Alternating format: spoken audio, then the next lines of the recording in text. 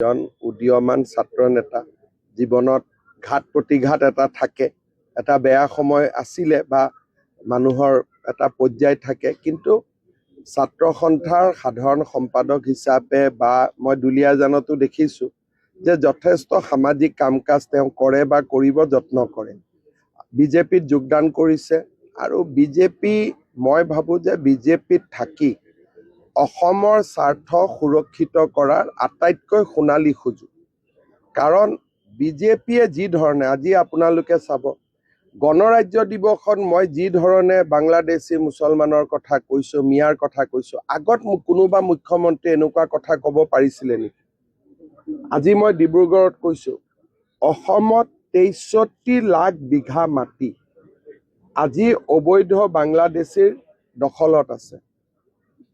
এই ডাটাটোৱেতো দিব মানুহে ভয় কৰিছিলে যে ভোট বেংক নষ্ট হৈ যায় বুলি, কিন্তু আজি আমি ভোট বেংককো ভয় কৰা নাই আৰু ১.৫ লাখ বিঘা মাটি আমি ইতিমধ্যে উদ্ধাৰ কৰিছোঁ। আৰু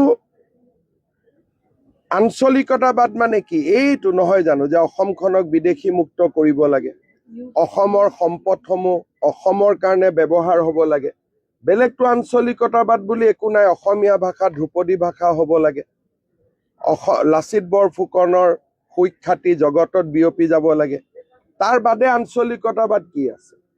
এতিয়া লুৰিণজ্যোতি গগৈৰ দৰে যি আঞ্চলিকতাবাদ আছে, তেওঁলোক হ'ল মিয়াৰ লগত কম্প্ৰমাইজ কৰা আঞ্চলিকতাবাদ। বৰপেটাত মিয়াৰ এভিকশ্যন হ'লে ইয়াত তেওঁলোকে কান্দে।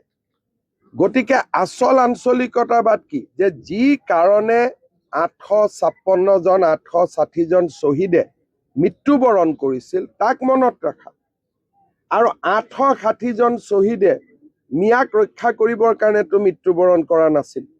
গতিকে আচল আঞ্চলিকতাবাদ বিজেপিৰ মঞ্চতে হ'ব পাৰে, আন পাৰ্টিৰ মঞ্চত এতিয়া আঞ্চলিকতাবাদ নাই। মিয়াৰ আগে পিছে ঘূৰাই তেওঁলোকৰ ৰাজনীতি।